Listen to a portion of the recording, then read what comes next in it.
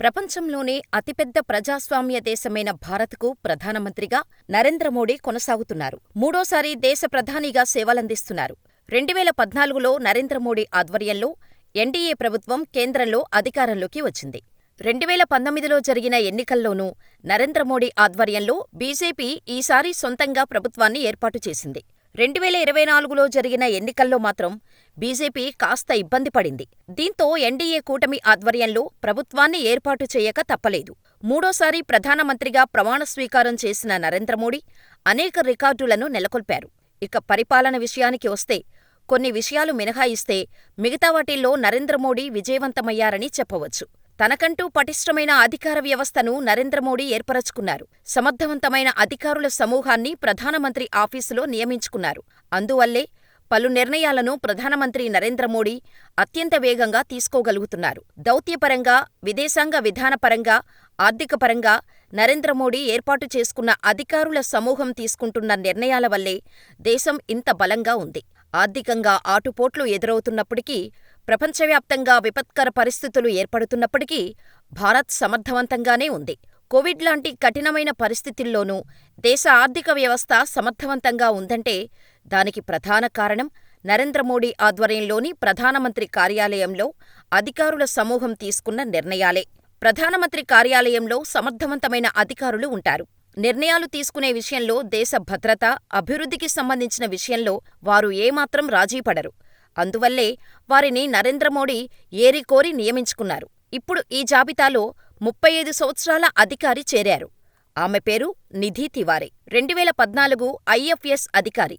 ఈమె స్వస్థలం ఉత్తరప్రదేశ్. ముందుగా ఆమె వాణిజ్య పన్నుల శాఖలో అసిస్టెంట్ కమిషనర్గా పనిచేశారు. ఆ తర్వాత విదేశాంగ శాఖలో కీలక బాధ్యతలు పనిచేశారు. 2022లో ప్రధానమంత్రి కార్యాలయంలో చేరారు. ఆ సమయంలో అండర్ సెక్రటరీగా పనిచేశారు. ఆ తర్వాత ప్రమోషన్ పొంది డిప్యూటీ సెక్రటరీగా పనిచేశారు.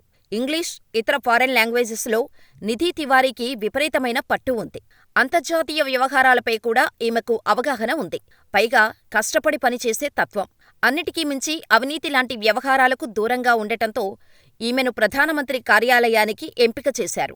ప్రస్తుతం ఈమె నరేంద్ర మోడీకి ప్రైవేటు కార్యదర్శిగా పనిచేస్తారు. ఈమె వయసు 35 సంవత్సరాలు.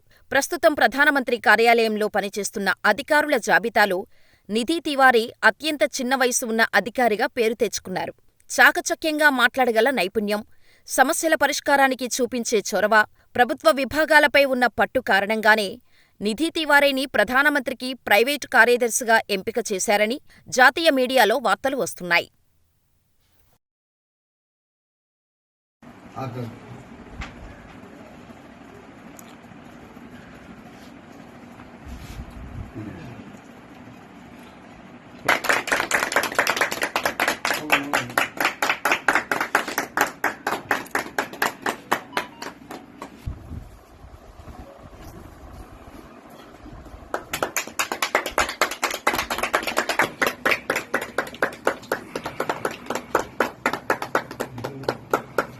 खुशी की बात है कि हम लोग के मोहल्ले की प्रधानमंत्री की सचिव बनी है निधि तिवारी जी। बहुत खुशी की बात है। सारे मोहल्ले के लोग प्रसन्न हैं, सबको अच्छा लग रहा है, सभी लोग खुश हैं।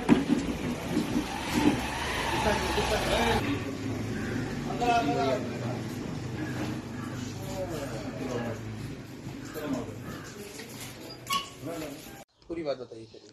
निधि तिवारी जो प्रधानमंत्री की निजी सचिव हैं, हमारे मोहल्ले की बहू हैं। डॉक्टर सुशील जायसवाल की पत्नी थी, इनके पत्नी हैं और इनके रहने से प्रधानमंत्री की निजी सचिव बनने से हम लोग को बहुत हर्ष का विषय है। सारे मोहल्ले के लोग जो हर्ष व्यक्त कर रहे हैं, गर्व का विषय है कि हमारे यहाँ की जो पुत्रवधू इतने बड़े पद पे पहुँची हैं। किस तरह से लोग सेलिब्रेट कर रहे हैं? मिठाई बांटे हैं, अपने में सारे लोग मोहल्ले के इकट्ठा हुए हैं, मिठाई बांटे हैं, हर्ष व्यक्त हैं। यहाँ भी आती रहती हैं। वो क्या नाम है आपका? विजय कुमार सैनी, पुलिस चेयरमैन नगर पंचायत ग्वालियर।